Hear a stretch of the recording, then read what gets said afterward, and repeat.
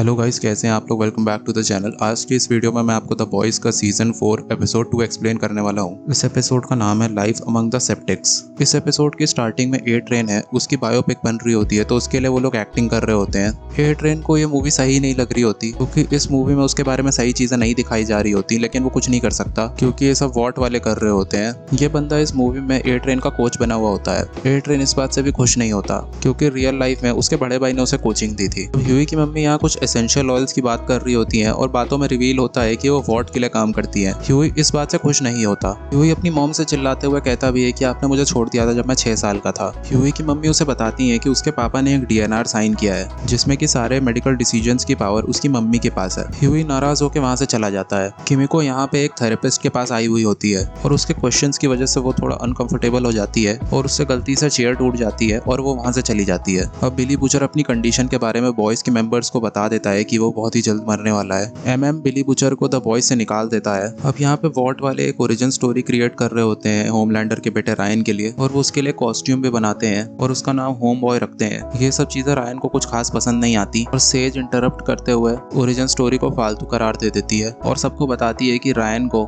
एक अकेले हीरो की तरह पेश करना चाहिए। होमलैंडर अपने बेटे को क्राइम आइटिनरी देता है। आप लोगों को तो पता ही होगा कि जितने भी लोग कोई लोग बचाते हैं द बॉयज के जो सुपर हीरो हैं वो सब फर्जी होता है। उसके लिए सारे स्टंट मैन को हायर किया जाता है। तो रायन का ये पहला सेव होता है। होमलैंडर सिस्टर सेज की बातों से नाराज सा लग रहा होता है लेकिन फिर भी उसकी कही बातें वो फॉलो कर लेता है। एशली द डीप से काफी खराब तरीके से बात करती है तो सिस्टर सेज डीप को भड़काती है कि तुम एशली से ज्यादा स्ट्रांग हो और उससे डोमिनेट मत हुआ करो। अब द बॉयज के मेंबर डिस्कस कर रहे होते हैं कि ये जो 3 बंदों की लाश है जहाँ पे इन तीनों को देखा गया था वहां से प्रोटेस्ट वाली जगह तक इतने कम समय में पहुंच कैसे गई। इसके पीछे उन्हें ए ट्रेन और सिस्टर सेज का हाथ लगता है। एमएम किमिको और फ्रेंची सिस्टर सेज के पीछे जाते हैं और ह्यूई और एनी ए ट्रेन के बारे में पता करने जाते हैं। अब रायन अपने फर्स्ट सेव की रिहर्सल कर रहा होता है। ये बंदा कॉय होता है, यही पूरी रिहर्सल करवा रहा होता है। असली सेव वाले दिन यही एक्टिंग करने वाला होता है। रायन पूछता है कि जो सुपर हीरो लोगों को बचाते हैं वो सब ऐसे ही फेक होता है। होमलैंडर बताता है हाँ वो सब ज्यादातर ड्रामा होता है लेकिन कभी कभार असली भी होता है। अब द डीप एशली से कहता है कि वो उसे इज्जत से बात किया करे और उसे सर बोला करे। अब यहीं दूसरी तरफ होमलैंडर के चेहरे पे जो एज की वजह से झुर्रियां पड़ रही होती है उसकी वजह से वो परेशान होता है। अब एमएम और बाकी दोनों लोग वॉर्ड गार्डन इन आते हैं जहाँ पे एक ट्रुथ कॉन इवेंट होता है। अब यहाँ पे उन्हें बिली बुचर भी दिख जाता है।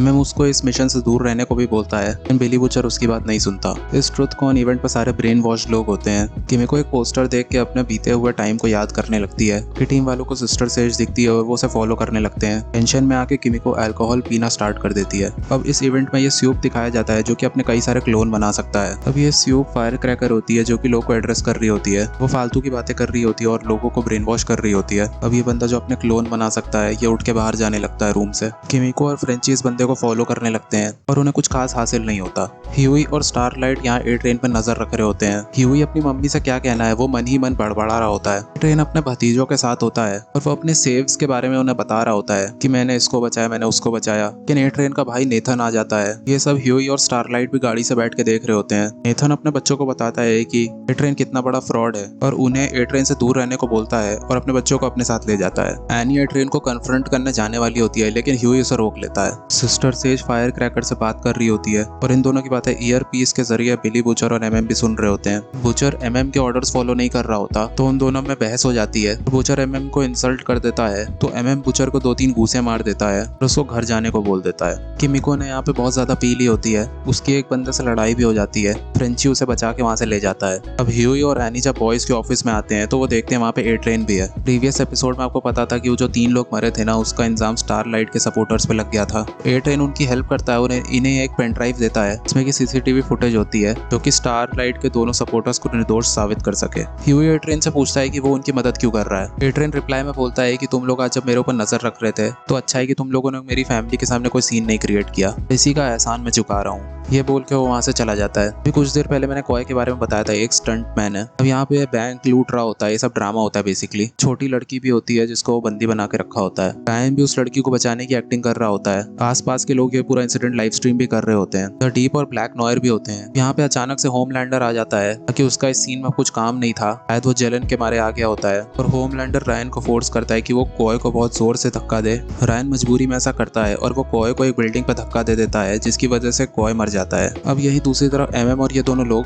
फायर क्रैकर और सेज के बने ट्रैप में फंस जाते हैं। इन दोनों में लड़ाई चालू हो जाती है और ये लड़ाई बहुत ही इंसेन है, आप लोग खुद देखना। फायर क्रैकर और सेज की टीम यहाँ पे एमएम और उसकी टीम के ऊपर भारी पड़ जाती है, लेकिन बिली बूचर आके अपनी टीम वालों को बचा लेता है और फायर क्रैकर को पता नहीं क्यों वो लोग जिंदा छोड़ देते हैं। और हाँ, सेज तो पहले ही वहां से निकल गई होती है। यहीं दूसरी तरफ होमलैंडर अपने बेटे के लिए मिल्क शेक लाता है और होमलैंडर को लग रहा होता है कि उसने रायन का सोलो सेव खराब कर दिया, इसलिए वो रो रहा है। लेकिन रायन उसे बताता है कि उसने कॉय को मार दिया, इस बात से वो बहुत ही दुखी है और वो कहता है कि मैं ऐसा कभी आगे नहीं करूंगा। लेकिन होमलैंडर उसे समझाता है कि ये सिर्फ इंसान है और हमारे खेलने के लिए ही है, इनकी लाइफ की कोई वैल्यू नहीं है। होमलैंडर अपने बेटे को डांटता और समझाता है और गुस्से में वहां से दोनों मिल्क शेक लेके चला जाता है। अब स्टारलाइट के जो 2 सपोर्टर्स जेल में बंद थे वो छूट जाते हैं। यहाँ पे सब लोग स्टारलाइट को चीयर कर रहे होते हैं। अब फ्रेंची अपनी दोस्त चेरी से बात कर रहा होता है और इस बातों में हमें रिवील होता है कि फ्रेंची ने कोलिन की फैमिली का मर्डर किया था। ह्यूई अपनी मम्मी को फिर से कन्फ्रंट करता है और वो उनसे काफी गुस्सा होता है और वो अपनी मम्मी से कहता है कि मेरी इजाजत के बिना आप कोई भी मेडिकल डिसीजन नहीं लेंगी और उन पे गुस्सा करके वहां से चला जाता है। उसकी मम्मी रोने लगती है।